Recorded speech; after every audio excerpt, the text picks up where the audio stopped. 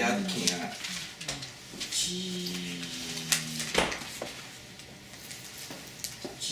ကြီးမားတဲ့ဘုရားကြီးမားတဲ့အကြံစီရည်ရွယ်ချက်အလုပ်ရှိဘုရားရဲ့အကြံစီဘုရားရဲ့အကြံစီဘုရားရဲ့ရည်ရွယ်ချက်ဘုရားရဲ့အလုပ်ကအလွန်ကြီးမားတယ်ဘုရားသခင်ကကြီးတဲ့အခါမှာဟိုးလာမဲ့နှစ်တစ်ထောင်အထိဟိုးအဝေးကိုကြိုမြင်တယ်ကြိုစဉ်းစားတယ်ကြို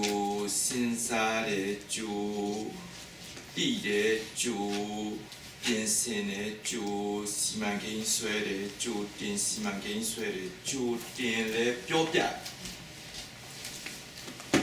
အဲ့တော့ဘုရားသခင်ကအလွန်ယာဝီထာဝရဘုရားကအလွန်ကြီးမြတ်တဲ့ဘုရားဖြစ်တယ်သူရဲ့အကြံစီလည်းကြီးမားတယ်သူရဲ့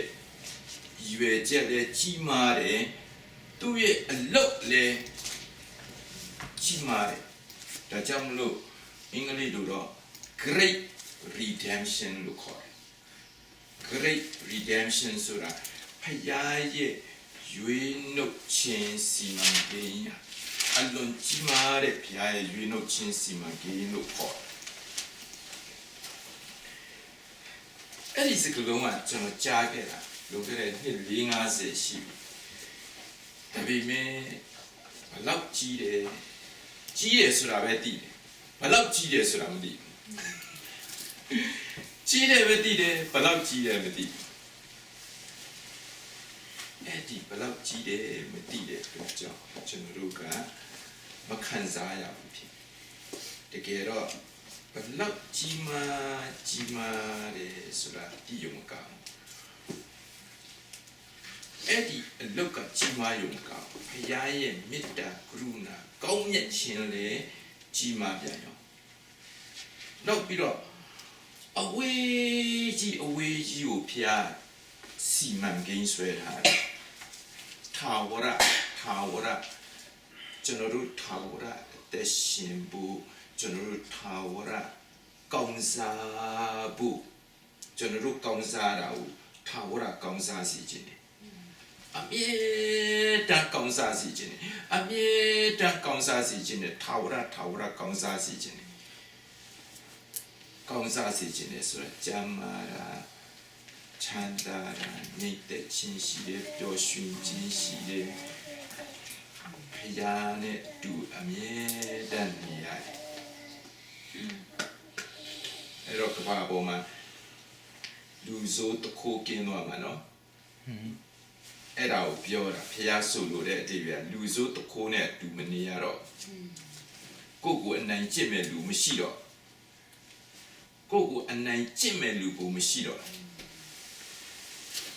အဲ့ဒီဖယားရဲ့စီမံကိန်းအကြီးကိုမြင်ဖို့လို့မြင်ခြင်းရဲ့အနည်းဆုံးတော့နှစ်9000ဒီမှာကြည့်ဒီအစိမ်းနေရောင်ကနေကားတိုင်းအထိနှစ်4000ပြီးတော့ဒီအမဲရောင်နှစ်2000အဲ့ဒါကအဝိဇ္ဇာအမှောင်ခေတ်ရောက်သွားတာနှစ်2000ပြီးမှဟိုမှာနှစ်1000ပြီးရင်ဟိုဘက်ကိုထာဝရရှိသေးတယ်ကောင်းကင်ဘုံရောမြေကြီးရောဝိညာဉ်နိုင်ငံရော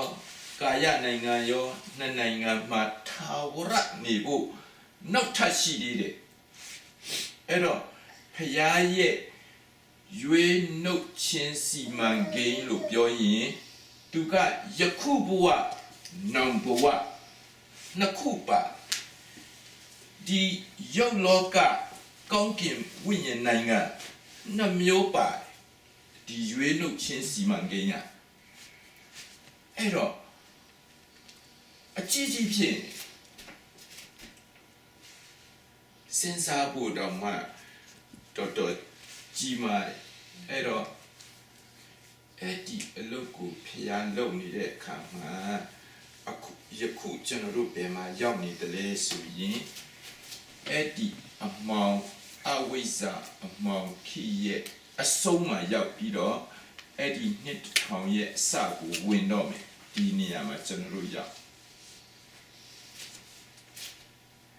ပြောမယ်ဆိုရင်ဖယားသခင်ရဲ့ရက်6ရက်ဖယားသခင်ရဲ့ရက်6ရက်ရဲ့ဆုံးဖြစ်နေတယ်ဖယားသခင်ရဲ့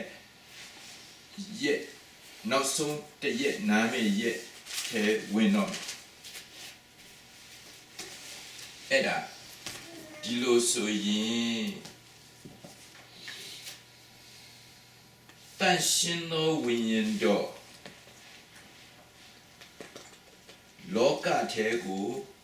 လောကထဲကိုလူထဲကိုကြွလာပြီးအလုံးလုံးမဲ့အချိန်ကအခုအမှောင်ခေတ်ရေးထားတဲ့အချိန်ပေါ့ spiritual night ဝိညာဉ်ညအချိန်ဒီနှစ်2000ဟာတန်ရှင်သောဝိညာဉ်တော်ကကဘာမြေပြင်ပေါ်ကိုလူရဲ့အထဲကိုကြွဝင်ပြီးတော့မှအလုံးလုံးတဲ့အချိန်ဖြစ်တယ်အဲ့တော့ဒီကားတိုင်းနေရာဆိုတာကအပြစ်ကင်းတဲ့ဘုရားရဲ့သားတော်ကိုဘုရားကဒီလောကစေလွတ်တဲ့အခါမှာလူတွေကအပြစ်ရှိတယ်လို့ဆွဆွဲပြီးတော့စီရင်ပြီးတော့တတ်ပလိုက်တယ်ဒီအချိန်မှာတတ်လိုက်တဲ့အတွက်ကြောင့်ဒီကားတိုင်းအချိန်ကနေစပြီးတော့ဘုရားကပြောတယ်စိုးညစ်ခြင်းခေဝင်သွားတယ်စိုးညစ်တဲ့ခေဒီ AD 30မှာစဝင်သွားတယ်ဘယ်အခါမှပြီးမလဲဆိုရင်ခရစ်တော်ရဲ့ second coming မြေပြင်ပေါ်ဆင်းလာတဲ့အခါမှပြီးမှဆိုလိုတာဒီဘက်မြေပြင်မှာဆင်းလာတဲ့အချိန်ကြမှပြီးမှအဲ့ဒီလိုဆိုရင်စိုးညစ်တဲ့ခေကိုနောက်ဆုံးသောခေတ်လို့လည်းခေါ်တယ်။ဒါဒီဥစ္စာနောက်ဆုံးသောခေတ်လို့လည်းခေါ်တယ်။ဆိုရင်တဲ့ခေတ်လို့လည်းခေါ်တယ်။အဲ့ဒါက negative အနုလက္ခဏာရှုထောင့်နဲ့ပြောပြ။ဘာဖြစ်လို့လဲဆိုရင်ဒီခေတ်ဟာမကောင်းဒီခေတ်ဟာလူတွေကအဆိုးဆုံးဖျားကိုအပုံကန်ဆုံးအချိန်ဖြစ်နေလို့ဆိုရင်ချင်းခေတ်လို့ခေါ်တယ်။အဲ့တော့ဒီဟာကိုဖယ်လိုက်တော့အဲ့တော့အခုကျွန်တော်တို့ကအဲ့ဒီခေတ်ထဲမှာရောက်နော်ကားရန်ရဲ့ဒီဘက်ကျွန်တော်တို့ရောက်ဒီဘက်မဟုတ်တော့ဒီဘက်မှာဖျားအလုံးလုံးနီးရတစ်မျိုးဟိုဘက်ကျတော့ဖျားအလုံးလုံးနီးနောက်ထပ်တိုးသွားတယ်နှစ်ထပ်ကွမ်းဖြစ်သွားတယ်ဝိညာဉ်တော်အဖြစ်ဖျားအလုံးလုံးတာ twofold works of the Holy Spirit လို့ခေါ်တယ်နှစ်ထပ်ကွမ်းအလုံးလုံးတယ်ဖျားကပထမတစ်ခုကပါလဲဆိုရင် outpouring upon men လူတွေအပေါ်မှာတဲ့ဖခင်ရဲ့ဝိညာဉ်တော်ကိုတွန်းလောင်းလိုက်တော့ဘာဖြစ်သွားလဲဆိုဒီတွန်းလောင်းခံရတဲ့လူတွေကဖခင်ရဲ့ဝိညာဉ်တော်ရဲ့တကူနမိတ်လက္ခဏာယောဂပျောက်ကင်းခြင်းဒီခံစားရင်ဒီလူတွေကဖခင်ကိုယုံလာလိမ့်မယ်လက်ခံလာလိမ့်မယ်လက်ခံလာရင်သူတို့ကခရစ်တော်ဤကိုခန္ဓာဖြစ်သွားတယ်အဲ့ဒါအားလုံးကခရစ်တော်ရဲ့ကိုခန္ဓာဖြစ်သွားတယ်တယောက်ချင်းစီတယောက်ချင်းကြတော့ခရစ်တော်ဤကိုအင်္ဂါဖြစ်တယ်အဲ့ဒါကဝိညာဉ်တော်တွန်းလောင်းလိုက်တဲ့အခါမှာဖြစ်သွားတယ်ဒါပေမဲ့နောက်ဖခင်ကထပ်ပြီးတော့ယေရှုပြုတာနောက်တစ်မျိုးကျန်သေးတယ်အဲ့ဒီဥစ္စာက infilling လို့ခေါ်အင်္ဂလိပ်လို infilling ဆိုတော့လူရဲ့အထဲကိုဖခင်ရဲ့ဝိညာဉ်တော်ကိုဖြည့်ပေးတာအဲ့ဒီဖြည့်ပေးတာကြတော့စက်တိုက်အမြဲစက်တိုက်ဖြည့်နေတော့တယ်ဖခင်ဘက်ကတော့မနာဘူးဖခင်ဘက်ကမနာဘူးဖြည့်တယ်ဥစ္စာကြတော့ အဲ့ဒီအထဲမှာဖြည့်လိုက်ခြင်းအပြင်တယောက်စီရဲ့ဝိညာဉ်စိတ်ခန္ဓာဖခင်ရဲ့ဗိမာန်တော်ဖြစ်ဖို့အဲ့ဒါဖခင်ကဝိညာဉ်ရောစိတ်ရောခန္ဓာရောသုံးပိုင်းစလုံးဖခင်ရဲ့ဗိမာန်တော်ဖြစ်သွားစေခြင်းအဲ့ဒါဖခင်ရဲ့အလိုတော်ရွယ်ချက်စံတာဖြစ်အဲ့တော့ဒီခေတ်မှာဆိုရင်ဖခင်ရဲ့ဝိညာဉ်တော်နဲ့ဖခင်အလိုလုံးရင်နှစ်ထပ်ကွန်လို့နှစ်ထပ်ကွန်လို့တယ်ဆိုတဲ့အဓိပ္ပာယ်ကဖခင်ကဒီနှမျိုးစလုံးကိုလူတူထဲမှာပဲလူတူထဲကိုဒီနှမျိုးစလုံးကောင်းကြည့်ပေးတယ်ခံစားခွင့်ပေးအဲ့တော့ကိုကကြိုက်တာတစ်ခုရွေးလို့ရွေးရင်ကိုယ်အမှားဖြစ်သွားအောင်ကိုကရွေးရင်ကိုယ်အမှားဖြစ်သွားတယ်ဖခင်ကရွေးပြီးမှအခုတချို့ခရိယန်တွေကတရှင်တော်ဝိညာဉ်တော်ကသူ့ကို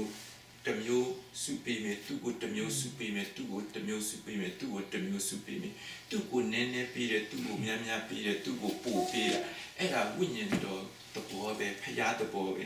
ငါတို့ပေါ်မှာမတည်ဘူးလို့အလွဲအမှားအနဲ့အတိတ်ပဲဖွင့်နေခရိယန်ရှိအဲ့ဒါမှာဖခင်ကဒီအချိန်မှာဖခင်ဝိညာဉ်တော်တွန်းလောင်းတဲ့ဒီဖြစ်စီဖြည့်ဒီဖြစ်စီနှမျိုးစလုံးကိုဖခင်က unlimited အကန့်အသတ်မဲ့ပေးတဲ့အချိန်ဖြစ်တယ်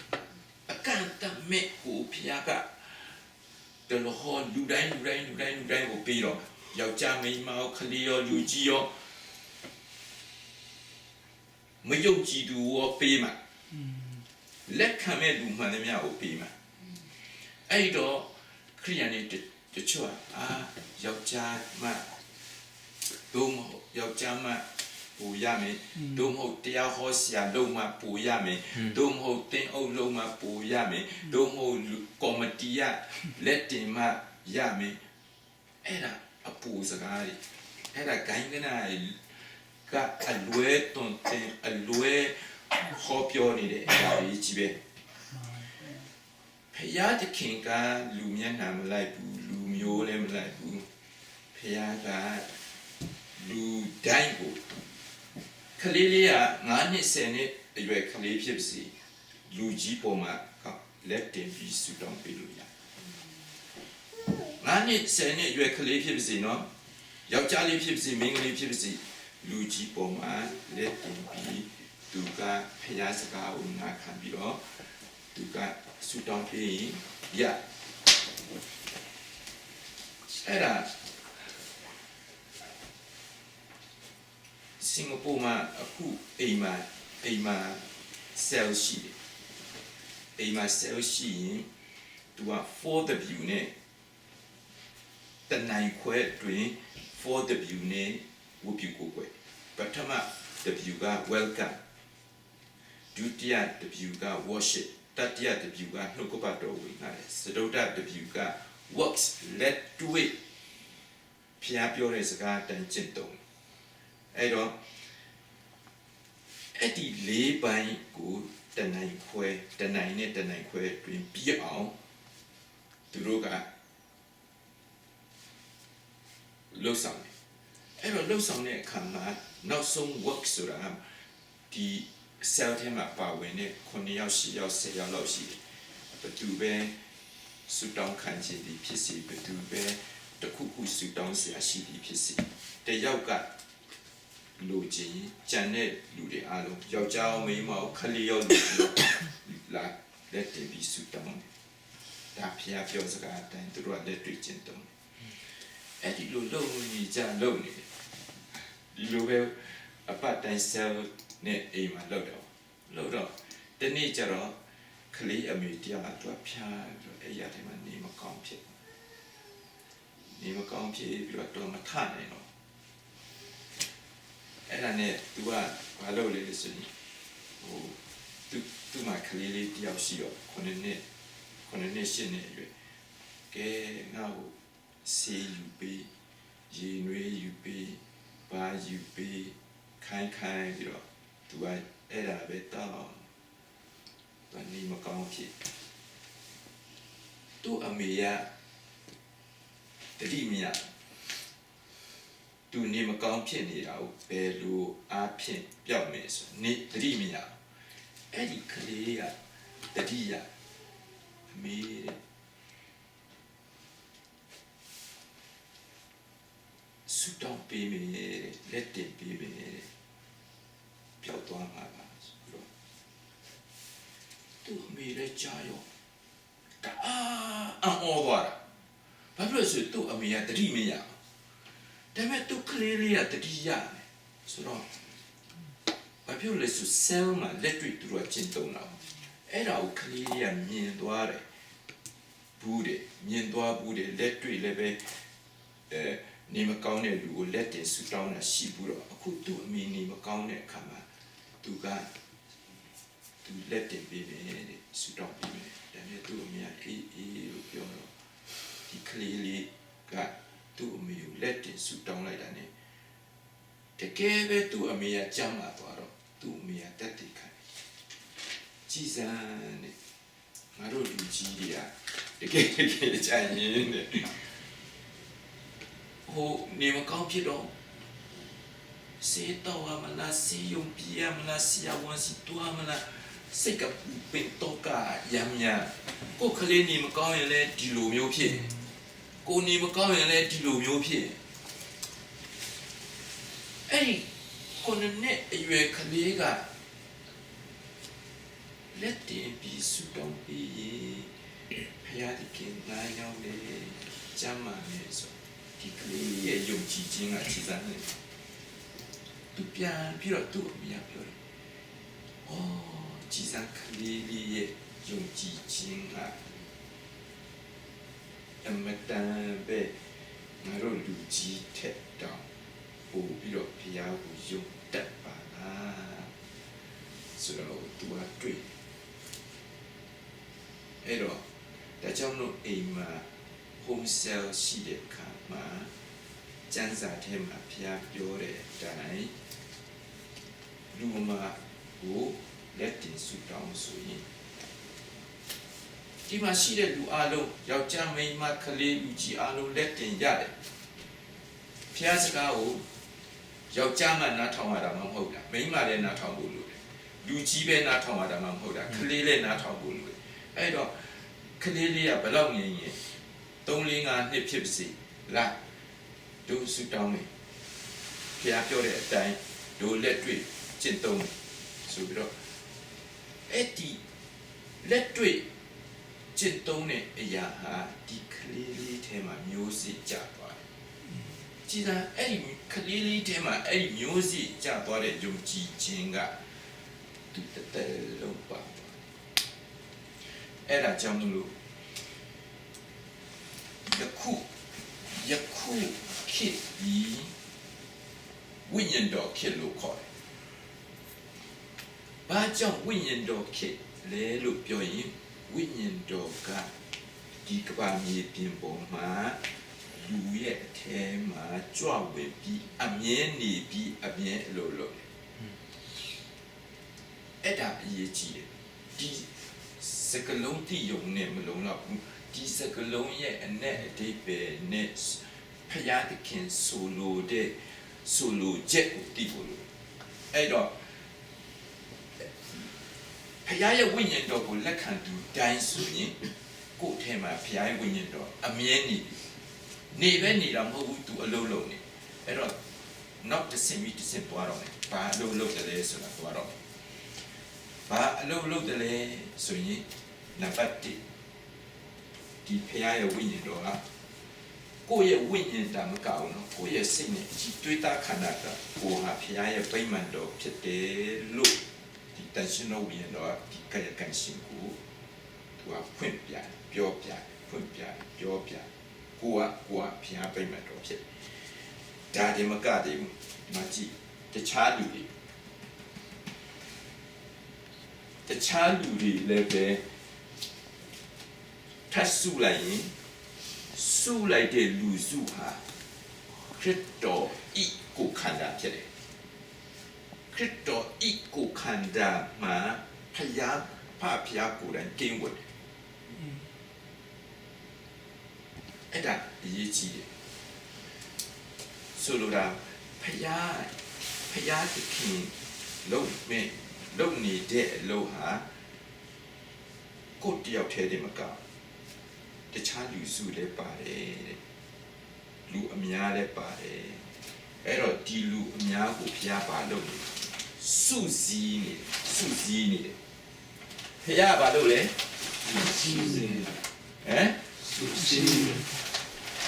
ည်းတဲ့ဒီထပ်ပြ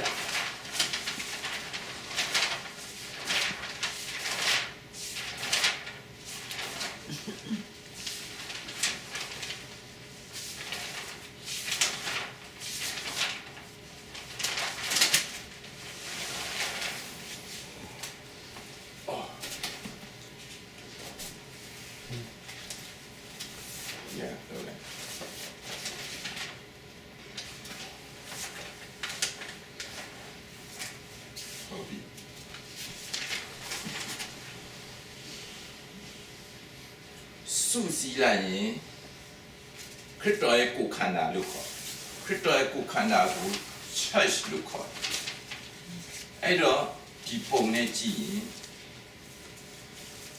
ခရစ်တော်ဆိုတာတူဒီပဲရှိတယ်ခေါင်းလည်းတစ်လုံးနဲ့ရှိတယ်ခန္ဓာလည်းတစ်ခုပဲရှိတယ်ခရစ်တော်ရဲ့ကိုယ်ခန္ဓာဆိုတာဒီတစ်ခုတည်းရှိတယ်ဒါပေမဲ့ဒီခန္ဓာကိုယ်ဟာမမြင်ရခရစ်တော်ရဲ့ကိုယ်ခန္ဓာမမြင်ရတဲ့ခရစ်တော်ရဲ့ကိုယ်ခန္ဓာကဝိညာဉ်ဖြစ်တယ်အစစ်ဖြစ်တယ်အမှန်ဖြစ်တယ်လွန်ခဲ့တဲ့နှစ်2000ခရဲကနေအခုတည်းထိခရစ်တော်ရဲ့ခန္ဓာကိုယ်ကတစ်ခုတည်းပဲရှိတယ်ဒီကဘာလုံးမှာဒီတစ်ခုပဲရှိအဲ့တော့အဲ့ဒီကိုယ်ခန္ဓာကို organism အသက်ရှင်တဲ့လူတစ်ခုရဲ့ကိုယ်ခန္ဓာအတိုင်းပဲအသက်ရှင်နေတဲ့လူတစ်ခုရဲ့ခန္ဓာကိုယ်အတိုင်းပဲခရစ်တော်ရဲ့ကိုယ်ခန္ဓာကအဲ့ဒါအစစ်အမှန်အသက်ရှင်နေတယ်အဲ့ဒီဥစ္စာက unity တစ်ခုတည်းဖြစ်တယ်တဝိညာဉ်တည်းဖြစ်တယ်တလုံးတဝါဒီပဲဖြစ်တယ်ခန္ဓာကိုယ်တစ်ခုပဲဖြစ်တယ် one ခန္ဓာကိုယ်တစ်ခုပဲဖြစ်တယ်အခုမြင်ရတဲ့ဒီကဘာမြေပြင်ပေါ်မှာလည်းပဲအသင်းတော်လို့ခေါ်တဲ့ယေရှုရဲ့သွေးနဲ့စေကြောရွေးနှုတ်ခံရတဲ့ယုံကြည်သူတွေရှိတယ်အဲ့ဒါကိုစုစည်းလိုက်တော့အသင်းတော်ဖြစ်လာအဲ့ဒါမြင်ရတဲ့အသင်းတော်လို့ခေါ်တယ်အင်္ဂလိပ်လို churches လို့ခေါ်တယ်အဲ့ဒီ churches လို့မြင်ရတဲ့အသင်းတော်ကရှိတဲ့ရှိဖို့ဖျားလို့ရှိတယ်ရှိဖို့ဖျားလို့ရှိတယ်ရှိတာမှန်တယ်မျက်စိနဲ့မြင်ရတဲ့အသင်းတော်အခု data တစ်ခုမှယုံကြည်သူစုပြီးတော့ဖျားကိုကိုယ်ွယ်တယ်ဆိုရင်မှန်တယ်ဒါပေမဲ့ကြည့်နော်လူတယောက်မှာဝိညာဉ်ရှိတယ်ရုပ်ခန္ဓာရှိတယ်စိတ်ရှိတယ်စိတ်ကဒီဘက်မှာဝိညာဉ်ဘောနကင်တိုင်းမှာဘာရှိတယ်ဝိညာဉ်ရှိတယ်နောက်ကစိတ်နဲ့ခန္ဓာရှိတယ်ပုံတတ်ဆွဲပြတယ်နော်ဒီဘက်မှာလည်းဝိညာဉ်ရှိတယ်စိတ်နဲ့ခန္ဓာရှိတယ်ကျမ်းစာမှာဖျားပြောတယ်အချင်းချင်းချစ်ပါအချင်းချင်းကူညီပါအချင်းချင်းအတွက်ဆုတောင်းပေးပါအချင်းချင်းတယောက်ကိုတယောက်ထုပစ်ပါဆိုတာဖျားဆူလို့တဲ့အချင်းချင်းကဒီမှာကြည့်ဝိညာဉ်လူဒီယေရှုရဲ့သွေးနဲ့ရွေးနှုတ်ခံရတဲ့ဝိညာဉ်နဲ့ဒီဝိညာဉ်လူကိုဆိုလိုတာဒီဝိညာဉ်ကိုတိဆောက်ရမယ်ဒီဘက်ကဝိညာဉ်ကိုတိဆောက်ရမယ်လို့ဖျားဆိုလို့ဒီဝိညာဉ်ထဲမှာဖျားရဲ့အည်ချင်းတိုးလာဖို့လိုတယ်ဒီဝိညာဉ်ထဲမှာဖျားရဲ့အည်ချင်းတိုးလာဖို့လိုတာကိုဖျားဆိုလို့ ဒါပေမဲ့ကျမ်းစာဖတ်ပြီးတဲ့ခရိယန်တွေကအေးငါတို့ချင်းချင်းညီညွတ်ရမယ်နော်ငါတို့အချင်းချင်းစုပေါင်းရမယ်နော်လို့ကျမ်းစာချက်ဖတ်မိရင်သူကအတိတ်ပဲကောက်တာကအယောင်တူလူမျိုးတူကိုင်းကနာတူခံယူချက်တူကိုပြောတဲ့သူကမြင်ရတဲ့လက္ခဏာကိုအတူကိုရွေးတာလူတွေကအဲ့တော့လူမျိုးမတူဘူးအကျင့်မတူရင်မကြိုက်တော့အဲ့တော့ပယ်ခြင်းတယ်ဆိုတော့ကျမ်းစာပဲကြိုက်တာပဲဒါပေမဲ့မှားသွားတယ်အဲ့တော့ဖျားဆိုလို့တာနော်ဥပမာဒီအပြင်ဘက်မှာမျက်စိမြင်ရတဲ့ church ကသူက Baptist သူက Presbyterian သူက AG သူက Roman Catholic ပဲ church နာမည်မတူဘူးခိုင်းကနာမတူဘူးဟာနော်ဖျားပြောတဲ့အချင်းချင်းတလုံးတဝတီးရှိပါဆိုတာကြည့်ဒီ Baptist Church မှာလည်း born again ရှိတာပဲ Presbyterian Church မှာလည်း born again ရှိတာပဲ Roman Catholic Church မှာလည်း born again ရှိတာပဲအဲ့တော့တခြား AG Church လည်း born again ရှိတာပဲအဲ့တော့ဖျားသခင်ကပြောတယ်တလုံးတဝတီးရှိပါလို့ပြောရင်အဲ့ဒီဝိညာဉ်လူအချင်းချင်းငါတို့ကဒီမှာဖျားမြင်တဲ့အမြင်အရာတို့ဟာဖျားခရစ်တော်ရဲ့ခန္ဓာကိုယ်ထဲမှာတို့ရှိတယ်ကွယ်ဒီဥစ္စာထာဝရတည်ဒါခရစ်တော်ခန္ဓာကိုယ်ဒီဥစ္စာထာဝရတည်တံဘယ်တော့မှမပြတ်ဒီအတင်းတော်ကဘယ်လောက်ကြီးလူကြီးဘယ်လောက်များတနေ့ပြတ်သွားတယ်အဲ့တော့ဖျားဆိုလို့တဲ့တလုံးတဝတီးရှိပါလို့ပြောတာဒီအတိုင်းရှိပါလို့ပြောတာဖျားသားသမီးဝိညာဉ်လူအချင်းချင်းဟုတ်ရင်တလုံးတဝတီးရှိတယ်ရှိပြီးရှိခဲ့ပြီးရှိနေတယ်ဆက်လည်းရှိအောင်ပါပဲတလုံးတဝတီးမဖြစ်နိုင်ဘူးလားဖြစ်နိုင်တာပေါ့ဖြစ်နေတဲ့ဥစ္စာကြီးကိုဖြစ်နေတာဒီမှာတလုံးတဝတီးဖြစ်နေတာဖျားလှုပ်ထားတယ်တဝိညာဉ်ထဲ one body ခန္ဓာကိုယ်တစ်ခုပဲရှိတယ်ခရစ်တော်ဆိုတာတယောက်တည်းဖြစ်တဲ့ခေါင်းတစ်လုံးထဲရှိတဲ့ခန္ဓာတစ်ခုတည်းရှိအဲ့ဒါကဖြစ်ပြီးတာရှိနေအောင်မယ်ဟာလုံနေအခုကျွန်တော်တို့ကလုံနေဒီဆိုရင်ခက်နေတာပေါ့ကျွန်တော်တို့လုံနေတဲ့ဥစ္စာကမျက်စိမြင်ရတဲ့ဟာကိုလုံနေတာအဲ့ဒါကြောင့်မလို့ခက်မစီလုံးနိုင်တော့ကွဲနေတော့လူမျိုးမတူရင်ပေါင်းလို့မရဘူးအတန်မတူရင်စကားမတူရင်ပေါင်းလို့မရဘူးဆိုတာကျွန်တော်တို့လုံနေတဲ့ဟာတခြားဖြစ်ဒါပေမဲ့ဒီကျမ်းချက်ကိုပဲအတိပဲဖွင့်လာတယ်အဲ့တော့ဖျားဆိုလိုတာကျွန်တော်တို့ရဲ့ဝိညာဉ်ဟာတဝိညာဉ်ထဲပဲဖြစ်တယ်ခရစ်တော်ရဲ့ခန္ဓာကိုယ်မမြင်ရတဲ့ခန္ဓာကိုယ်ထဲမှာအတူတူရှိပြီးသားဖြစ်တယ်အဲ့တော့ဒီနေ့လူတွေလုံနေတာ uniformity လို့ခေါ်တယ်အဲ့ဒါမှားတယ် uniformity ဆိုတာ praise and worship နဲ့ဒီ praise and worship နဲ့ကိုယ်ပွဲမယ်ဆိုရင်တော့ praise and worship ပဲကိုယ်ပွဲအဲ့တော့ဟိုတမတ်ချင်းနဲ့ပဲကိုယ်ပွဲတယ်လူကမြင်အဲ့ဒါဆိုရင်ဟိုတမတ်ချင်းဆိုတဲ့ church တော့အဲ့လိုဖြစ်သွားအဲ့တော့ဓမ္မတိချင်းပဲတုံးတဲ့ church ကလည်းဓမ္မတိချင်းမှဆိုမှအဲ့ဒါကိုယ်ပွဲချင်း praise and worship ကကိုယ်ပွဲချင်းမဟုတ်ဘူးသူတို့ကတမတ်အဲ့တော့ငါတို့ကတော့ praise and worship လို့တာလက်မခံဓမ္မတိချင်းနဲ့ဒီချင်းဆိုတာမှဖျားရှိခိုးတယ်လို့ခံအဲ့တော့ဒီအပြင်လက္ခဏာဆိုတဲ့ဒီချင်းဆိုပုံဆိုနည်းမတူတာ ਨੇ ခရိယန်တွေက ဒီမှာဆိုတော့ကွဲတာအဲ့ဒါလူရဲ့အမြင်လူရဲ့ကျင့်ထုံးကြောင့်ဒီလိုကွဲသွားတယ်ဘာဖြစ်လို့လဲဆို तू က uniformity တူတာလေးတွေပဲစုချင်တယ်အဲ့ဒီတူတာလေးတွေစုတာကိုတူတာတွေစုတာဟာဒီလိုတူတာလေးတွေစုပြီးဖျားရှိခိုးတာတနည်းအားဖြင့်မမှားဘူးဥပမာဗမာလူဒီချင်းဆိုမယ်ဗမာလူတရားဟောမယ်ဗမာလူပူကွယ်တာမမှားဘူးလီဆူရီရတဲ့လီဆူရီလိုစုမယ်ဒီချင်းဆိုမယ်ပူကွယ်မယ်တရားဟောမယ်မမှားဘူးချင်းကလည်းချင်းလိုဒီချင်းဆိုမယ်တရားဟောမယ်စုပြီးပူကွယ်မယ်မမှားဘူးအဲ့လိုစုပြီး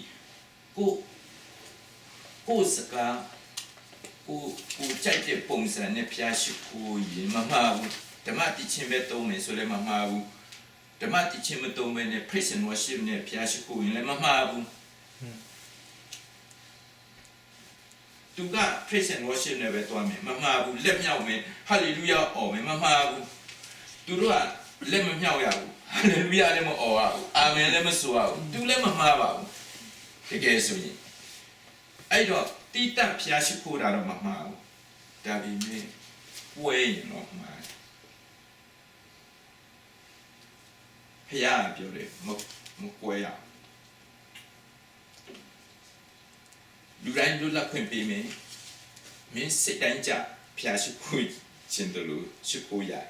praise and worship နဲ့ရှိခိုးခြင်းလည်းရတယ်ဒါမှမဟုတ်ခုနတိတ်တိတ်ဆိတ်ဆိတ်နဲ့ပဲဖျားရှိခိုးခြင်းလည်းရတယ်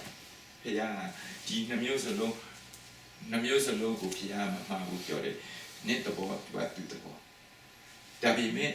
တယောက်နဲ့တယောက်မတည့်တာတော့မရဖျားဆိုလိုတာတော့ငါတို့မပေါင်းချင်ဘူးဆိုရင်တော့မရသူကအတိတ်ပဲကပါလဲဆိုရင်ဖျားရဲ့ရည်ရွယ်ချက်ကဒီဟာအားလုံးကိုတရွယ်လေးရောက်လာအောင်တိုးတက်လာအောင်ကြီးထွားလာအောင်ဖျားရဲ့ချစ်ချင်းမေတ္တာပြေဝလာအောင်တညီတညွတ်ဒီတနေ့ဖြစ်လာအောင်ဖျားကနောင်ဖြစ်လာမယ်ဥစ္စာကိုမျှော်မှန်းထားတယ်အဲ့တော့ဆိုလိုတာယခုဒီကဘာမြေကြီးမှာတော့ဗမာတတချင်းတတကရင်တတလီစုတတရတယ်အခုရတယ်ဒါပေမဲ့နောက်တနေ့ကျရင်ဖျားအဲ့ဒီလိုမဟုတ်တော့ကောင်းကင်ဘုံရောက်ရင်အဲ့လိုကွက်ပြက်မလို့ခြင်းတော့ကောင်းကင်ဘုံရောက်ရင်အားလုံးကပျော်ပျော်ရွှင်ရွှင်လူမျိုးကွဲတာလည်းမရှိဘူးဖျားရှိဖို့ကွဲတာလည်းမရှိတော့ဘူးအားလုံးကတယောက်နဲ့တယောက်ကသူ့ကိုကြည့်တဲ့ခါကျကြည့်မရတဲ့စိတ်ထားကိုမရှိအောင်ကိုဖျားကလုံနေတာဖြစ်ဖျားရဲ့ဝိညာဉ်တော်ကကျွန်တော်တို့အထဲမှာကျွန်တော်တို့ကိုတန့်စင်လုပ်ပေးနေခြင်းကြောင့်ဒီမှာရောက်ရင်ကျွန်တော်တို့အစာမကြည်တာကြည်မရတာဘူးမရှိဘူးဖျားကအခုကျွန်တော်တို့အရောက်တိုင်းကိုကြည်တဲ့အခါမှာဖျားကဒီနေရာရဲ့အဆင့်စံချိန်ကြီးတယ်ကြပ်ပြည့်တဲ့အဆင့်ရောက်ဖို့တယောက်ဖျားကိုကြည်ဖျားကကြည်တဲ့အခါကျတော့ဒီအဆင့်နဲ့ကြည်ဒါပေမဲ့ကျွန်တော်တို့ကအခုလောလောဆယ်ဒီမှာနေတဲ့ကြောင့်ကလေးစိတ်ပဲရှိသေးတယ်ရံဖြစ်ခြင်းတုံးတွေပဲရှိသေးတယ်ငင်းခုန်ခြင်းတုံးပဲရှိသေးတယ်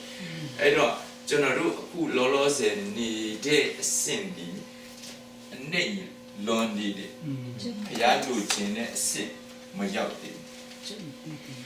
တို့တော့ဖျားဒီတိုင်းလွတ်ထားမှာတော့မဟုတ်ဘူးI love you so much I cannot leave you the way you are တဲ့ကငါချစ်လို့အကြည့်တော့ကြောင့်တင်ဖြစ်ခြင်းနဲ့နေခြင်းနဲ့တိုင်တော့ငါခွင့်မပြုနိုင်အခုနေခြင်းတို့နေသူလှုပ်ခြင်းတို့လှုပ်ဟာလေလုယာအော်ခြင်းနဲ့ဆေခါအော်ရတယ်သူလုံးဝမအော်ခြင်းနဲ့ရတယ်ကိစ္စမရှိဘူးအခုတော့ခွင့်ပြုဒါပေမဲ့အမြဲတမ်းတော့ဒီတိုင်းမနေစေချင် ဖဖျားဟုတ်လားသူကလည်းအမြဲတမ်းဒီပုံစံနဲ့လည်းဖြစ်မနေစေချင်သူလည်းအမြဲတမ်းဒီပုံစံနဲ့လည်းမဖြစ်စေချင်တနေ့ကျရင်ကျွန်တော်တို့ညီညွတ်ခြင်းရှိလာနိုင်သလားရှိလာနိုင်အဲ့ဒီရှိလာနိုင်အောင်ဖခင်ရဲ့ဝိညာဉ်တော်ကကျွန်တော်တို့အရောက်တိုင်းထင်မှာအလုံးလုံးဒါပေမဲ့အဲ့ဒီအလုံးလုံးချင်းဟာကျေးဇူးတော်တကားပိတ်ဖို့ရက်ပိုင်းပဲကျွန်တော်ဟုတ်လားကျေးဇူးတော်တကားပိတ်ဖို့ရက်ပိုင်းပဲကျွန်တော်တာအစင်ထာဝရဒီတိုင်းတင့်ကိုထားထားမှာမဟုတ်တော့သူကပြောပြီးဟုတ်ပြီနော်အဲ့ဒီတော့ဖျားကဘာလုပ်လဲဆိုကျွန်တော်တို့တယောက်စီကဖျားပိမှန်တော့ဖြစ်တယ်တော့နေမလုံလောက်ဘူးဒါစုလိုက်ရင်လေဖျားရဲ့ပိမှန်တော့ဖျားကိုယ်တိုင်ဒီမှာအမြဲတမ်းနေတော့မှာနေရင်ခရစ်တော်ရဲ့ခန္ဓာကိုယ်ဖြစ်ရင်ခရစ်တော်ရဲ့ခန္ဓာကိုယ်ထဲမှာဖျားကိုယ်တိုင်ပြင်ဝင်တယ်ပြီးရင်ဒီဥစ္စာကအခေါ်ကိုပြောင်းတာနဲ့အစစ်တက်သွားတယ်ဖျားအိမ်တော်ဖြစ်သွားတယ်နောက်တစ်ဆင့်တက်ရင်ပါလေဖျားအိမ်တော်ဟုတ်လားနောက်တစ်ဆင့်တက်လို့ဖျားအိမ်တော်အစစ်ကိုငါဖျားအိမ်မှာနေတယ်ငါဘယ်မှာနေတယ်ဖျားအိမ်တော်မှာငါဘယ်မှာနေတယ်ဖျားအိမ်တော်မှာငါဘယ်မှာနေတယ်ဖျားအိမ်တော်မှာဖျားရဲ့အိမ်တော်ထဲမှာငါနေတယ်အဲ့ဒီအမြင်အဲ့ဒီစိတ်ထားအဲ့ဒီခံယူချက်နဲ့ပဲနေရင်ကိုနေတဲ့နေရာဖျားရဲ့အိမ်လို့ပြောရင်ဖျားရဲ့အိမ်ကိုနှဆိုးကဝင်လို့ရတယ်မရဘူးယောဂကိုလည်းဝင်လို့ရတယ်မရဘူးအမောင်တကိုးဝင်လို့ရတာမရဘူးဘာမှဝင်လို့မရတော့ဒါအဖရဲ့အိမ်လေကွယ်အဖအိမ်မှာကိုနေပြီးသားပဲဟာကြီးကိုဖျားအိမ်မှာကိုနေပြီးသားပဲဒီလိုဆိုရင်ကိုကတာဝန်ယူတာလားဖျားတာဝန်ယူတာဖျားတာဝန်ယူတာဖျားတာဝန်ယူတဲ့နေရာမှာကိုနေပြီးသားဖြစ်အဲ့တော့သူ့မှာအားလုံးကအစင်တက်ဖြစ်အဖအိမ်လို့ပြောရင်အဖကဒီအိမ်မှာနေတဲ့လူတွေကိုစားဖို့ဝတ်ဖို့လုံခြုံဖို့နေဖို့တာဝန်ယူလာတာဝန်ယူတယ်အိမ်ရှင်တာဝန်လို့ပေါ့အဲ့ဒါပြီးရင်ဒါပိတ်မှန်တော့ပြီးရင်မြို့တော်ပြီးရင်သူကနိုင်ငံတော်ဖြစ်သွားတယ်ဘာဖြစ်လဲနိုင်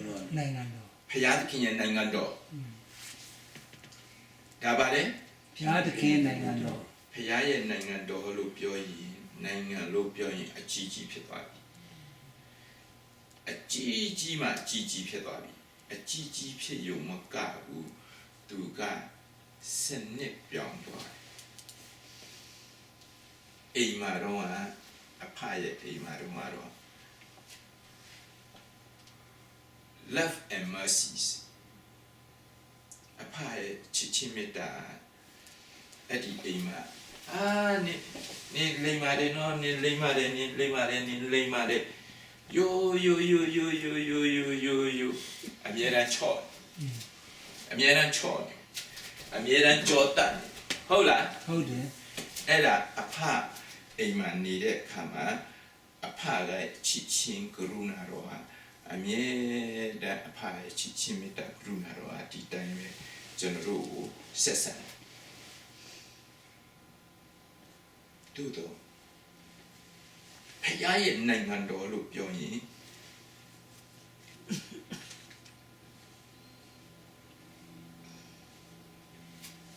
ဘာကအဓိကလဲဆို righteousness အဖရဲ့ဖခင်ရဲ့နိုင်ငံတော်ဆိုရင်ဖြောင့်မတ်ခြင်းတရားအုပ်စိုးတယ်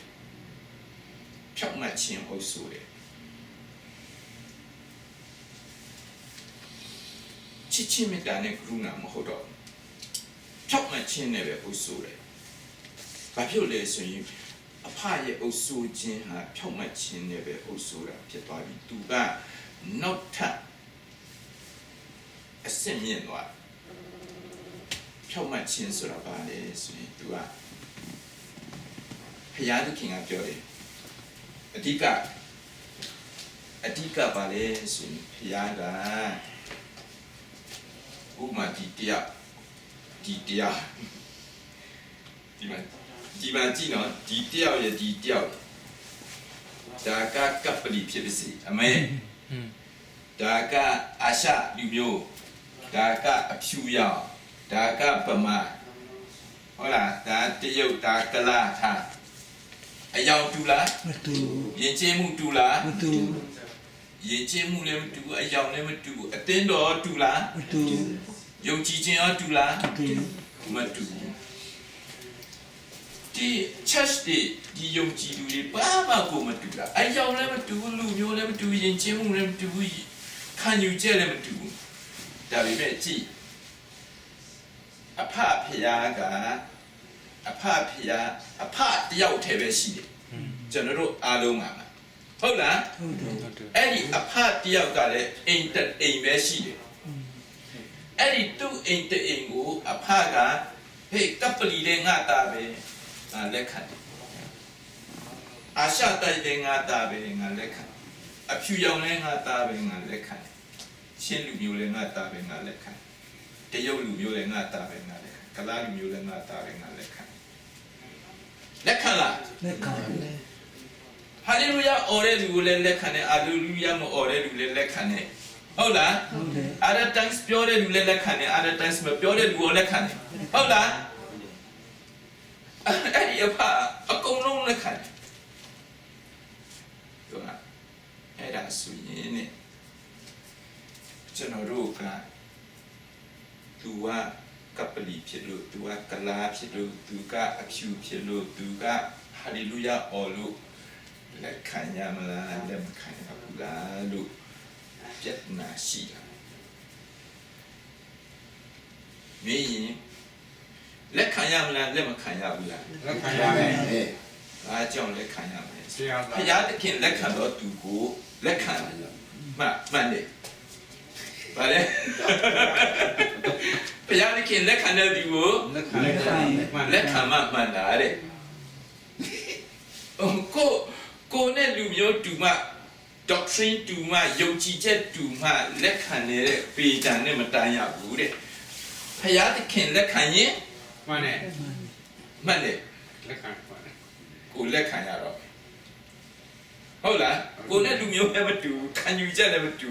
तू ဟာလေလုယာတစ်ချိန်လုံးအော်နေတာဘယ်နဲ့လို့လဲအဲ့လိုဆိုရင်အဖလက်ခံရင်လက်ခံရတော့မှာဗောသူကအဲ့တော့အဲ့ဒီစံနှုန်းနဲ့ကျွန်တော်တို့ကတဲ့ဒီအဆင့်နောက်ထပ်တစ်ဆင့်နဲ့ကျွန်တော်တို့ကဆက်ဆံရတော့မယ်ဘာဖြစ်လို့လဲဆိုရင်ကိုလူမျိုးကိုခံယူချက်အုပ်စုလေးနဲ့အသက်ရှင်လို့မဖြစ်ဘူးတဲ့ချက်ဆိုတဲ့ကိုချက်တစ်ခုတည်းနဲ့အသက်မရှင်ရဘူးလေအခြားချက်နဲ့ရောအသက်ရှင်ဖို့လိုလားလိုတယ်တခြားချက်နဲ့လည်းမိတ္တာရဖတ်ဖို့လိုသေးတယ်တခြားလူမျိုးနဲ့လည်းမိတ္တာဖတ်ဖို့လိုသေးတယ်ဒီလိုဆိုရင်တခြားဂိုင်းကနယုံကြည်ခြင်းမတူတာနဲ့ရော လိုတယ် မိတ္တာဖတ်ဖို့လိုသေးတယ်ဒီတော့မှစုံလင်တော်သူဖြစ်မယ်ဟုတ်လားယုံကြည်ခြင်းတူမှအမြဲတူမှခံရခြင်းတူမှတရားဟောခြင်းတူမှအယူဝါဒတူတာချင်းမှစင်ငါနဲ့ပေါင်းရင်ဒီဆရာဟောတာပဲနားထောင်ရင်15နှစ်ကြာတော့တင်ပါတိုးတယ် တူတယ် ဟမ်15နှစ်ကြာတော့တင်ပါမှမတိုးတယ်ဘာဖြစ်လို့လဲဆိုရင်ဒီတရားဟောချက်ပဲ15နှစ်နားထောင်နေတာဟုတ်လား ဟုတ်တယ် အဲ့ဒါကြောင့်မလို့ဘုရားကကိုဖတ်တာကိုတူတီတဖွဲ့တီတကိုင်းတီကြည်ချင်းတူတာချင်းနေတာကို ကြိုက် ဘုရားမကြိုက်ဘူး churches လို့ခေါ်တဲ့အချာ church အခြား church အခြား church အခြား church ကပလီ church တရုတ် church ကလာ church ဗမာ church ကိုဖယားသခင်သူတို့ကိုလက်ခံလားလက်ခံတယ်ဖယားသခင်သူတို့ကိုလက်ခံရင်ကျွန်တော်တို့ကဘောသူတို့ကိုလက်ခံတဲ့နာလက်မခံရဘူးလား လက်ခံတယ် လက်ခံတဲ့အဲ့ဒါကကျွန်တော်တို့လက်ခံပြီးတော့ fellowship လုပ်တယ်ဒါပေမဲ့တော့လူမျိုးတော့မတူဘူးเนาะဂိုင်းကနာလည်းမတူဘူးယုံကြည်ခြင်းလည်းမတူဘူးအယူဝါဒလည်းမတူဘူးဒါပေမဲ့ကျွန်တော်မိသားအဖွဲတယ်ဖြစ်လို့လဲဆိုတော့ပါရမီပြည့်ဖြစ်ဗါလေ ပါရမီပြည့် ဖြစ်လို့ အဲ့တော့ဟိုလူကိုမကောင်းကြောင်းလာပြောတော့မယ်တေးချတယ်ဟိုလူကိုမကောင်းကြောင်းလာပြောတော့မယ်တေးချတယ်အဲ့တော့ဘယ်လိုခံယူရမလဲ လက်ခံရမယ် လက်ခံဒီလူကပါရမီဖြည့်ပဲဟုတ်လား ဟုတ် အာမ တယ် င် အဲ့ဒါဒါဖျားသခင်ကဒီကမ္ဘာလောကမှာလောဆယ်မှာကျွန်တော်တို့ရဲ့တက်တာကိုရင့်ကျက်လာအောင်တိုးတက်လာအောင်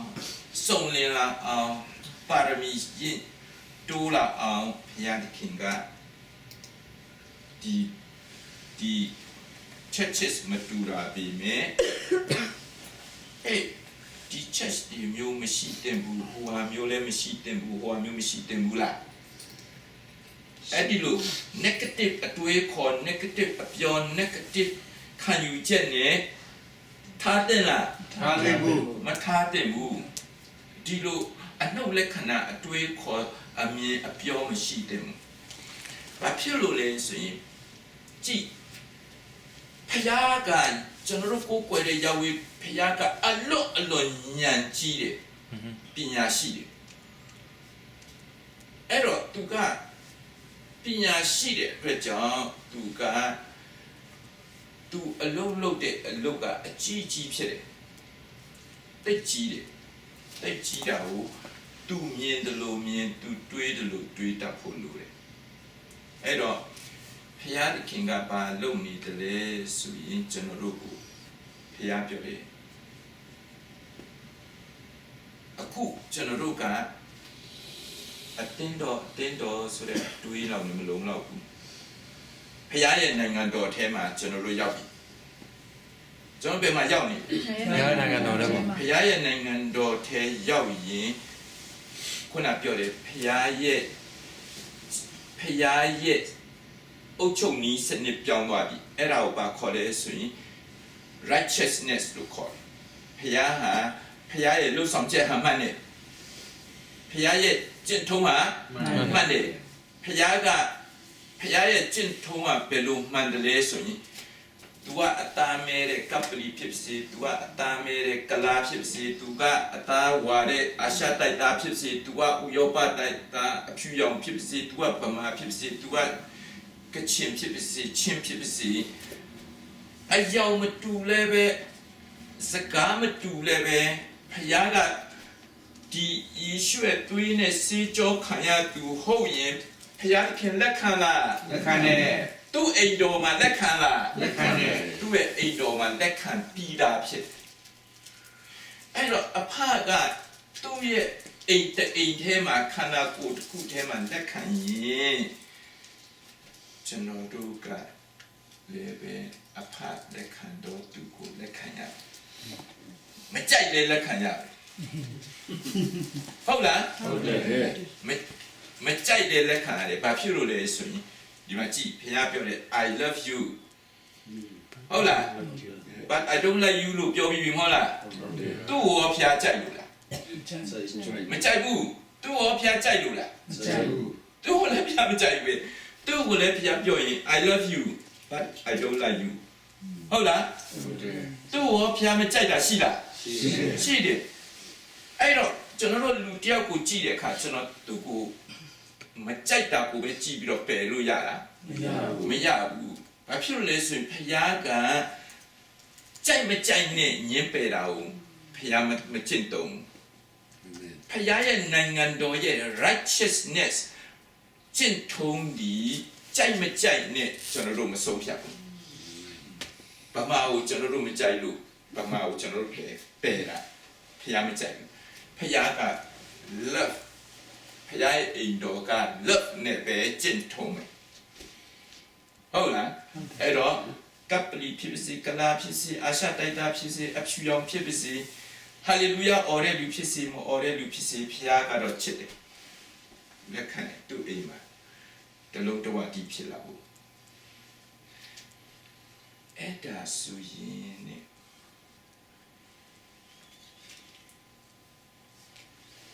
အရေးကြီးတာယေရှုကားတိုင်းမှာအတေခံခြင်းတွေးသွင်းခြင်းအပြင်ကျွန်ုပ်နဲ့ဖခင်အင်္ဂလိပ်လို reconciliation တင့်မြတ်ခြင်းရပြီယေရှုရဲ့တွေးကြောင့်ကျွန်တော်နဲ့ဖခင်ဘာဖြစ်လဲ တင့်မြတ်ခြင်းရတယ် တင့်မြတ်ခြင်းရဒီကပလီလူဆိုယေရှုရဲ့တွေးရဲ့စေကြောခြင်းသူခံရပြီးသူရဲ့ဝိညာဉ်နဲ့ဖခင်ရဲ့ဝိညာဉ်နဲ့ရောဘာဖြစ်လဲတင့်မြတ်ခြင်းရှိပြီလားရှိပြီဒီလိုဆိုရင်ယေရှုရဲ့သွေးနဲ့စေကြောခံရတဲ့လူတိုင်းဟာဖခင်နဲ့ဘာဖြစ်သွားပြီလဲတင့်မြတ်ခြင်းရှိပြီသူကလည်းဖခင်နဲ့တင့်မြတ်တယ်သူကလည်းဖခင်နဲ့တင့်မြတ်တယ်သူလည်းဖခင်နဲ့တင့်မြတ်တယ်သူလည်းဖခင်နဲ့တင့်မြတ်တယ်ကျွန်တော်လည်းဖခင်နဲ့တင့်မြတ်ခြင်းရှိရင်အချင်းချင်းလည်းတင့်မြတ်ခြင်းရှိဖို့ဖခင်လိုချင်တယ်အာမင်ဟုတ်လားဟုတ်တယ် အဲ့ဒါဖခင်ရဲ့နိုင်ငံတော်ရဲ့ကျင့်ထုံးဖြစ်တယ်အာမင်အဲ့ဒါဖခင်ရဲ့နိုင်ငံတော်ရဲ့ကျင့်ထုံးကကျွန်တော်ကဖခင်နဲ့တင့်မြတ်တယ်ကျွန်တော်ကဖခင်နဲ့တင့်မြတ်တယ် peace ဖြစ်တယ်ဆိုတာနဲ့မလုံလောက်ဘူးဖခင်နဲ့တင့်မြတ်တဲ့လူနဲ့လေကျွန်တော်နဲ့လည်းဘယ်လိုဖြစ်ရလဲတင့်မြတ်ခြင်းရှိတာကိုဖခင်လိုချင်တယ်အဲ့ဒါဖခင်ရဲ့နိုင်ငံတော်ရဲ့ကျင့်ထုံးပဲဒီလိုဆိုရင်ဖခင်နဲ့ကျွန်တော်နဲ့ peace ဖြစ်ရင်လူမျိုးချင်းကို peace ဖြစ်လာဖြစ်သွားအဲ့တော့အဲ့ဒါဒါဆိုရင်ဖခင်ရဲ့နိုင်ငံတော်မှာဒုတိယတစ်ခုက peace ရနိုင်တယ်ကျွန်တော်တို့ဘာဖြစ်နိုင်လဲ peace ဖြစ်နိုင် peace ဖြစ်ရင်တဲ့အိမ်ထဲမှာ joy ပျော်ပျော်ရွှင်ရွှင်နေလို့ရတယ်လားရပြီရသွားအဲ့တော့ဖခင်ရဲ့နိုင်ငံတော်မှာတဲ့ number 1 righteousness အုပ်စုခြင်းဖခင်ရဲ့အုပ်စုခြင်းဖခင်ရဲ့စံအတိုင်းကျွန်တော်တို့အသက်ရှင်ခြင်းကြောင့် righteousness ဖြောင့်မတ်ခြင်းရှိရင်ပါလဲရှိတယ် peace ရှိတာ peace ရှိရင်ပါလဲရှိတယ် joy လည်းရှိတာအဲ့တော့ကျွန်တော်တို့ကိုဖခင်ရဲ့နိုင်ငံတော်ရဲ့စံနဲ့အသက်ရှင်လာအောင်အခုဖခင်ရဲ့ဝိညာဉ်တော်ကကျွန်တော်တို့အထဲကနေတွန်းတင်လှုပ်ဆောင်ပေးနေတယ်အဲ့တော့ဖခင်ရဲ့နိုင်ငံတော်အကြီးကြီးနော်တကဘာလုံးနဲ့ဆိုင်တယ်မြန်မာတနိုင်ငံလုံးနဲ့ဆိုင်တယ်မြန်မာပြည်မှာနေမြန်မာတနိုင်ငံလုံးနဲ့ဆိုင်တယ်ဆိုရင်ရှမ်းလူမျိုးရှိတယ်ရခိုင်လူမျိုးရှိတယ်ကချင်လူမျိုးရှိတယ်ကရင်လူမျိုးရှိတယ်ဗမာလူမျိုးရှိတယ်ဆိုရင်ဖခင်ရဲ့နိုင်ငံတော်ဒီထောင်ပါစီတော့နှုတ်ကဝန်ခံရတယ်စိတ်နှလုံးထဲမှာလည်းတကယ်ဖြစ်ချင်းစိတ်ရှိရတယ်ဖခင်ရဲ့နိုင်ငံတော်ဒီထောင်ပါစီတော့ကျွန်တော်ဗမာပြည်မှာဟုတ်ပြီလားဟုတ်ပြီ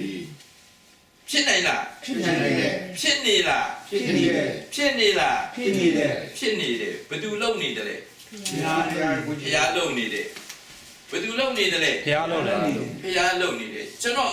ဝိညာဉ်ထဲမှာရောလုံလား လုံတယ်သူ့ထဲမှာရောလုံလား လုံတယ်သူ့ထဲမှာရောလုံလား လုံတယ်ဖျားရဲ့ဝိညာဉ်တော်ကအခုယုံကြည်သူအ ယောက်တိုင်းထဲမှာအလုံးလုံးဘာလုံနေတယ်လဲဆိုတော့ကျွန်တော်တို့အားလုံးဟာဒီမှာကြည့် one body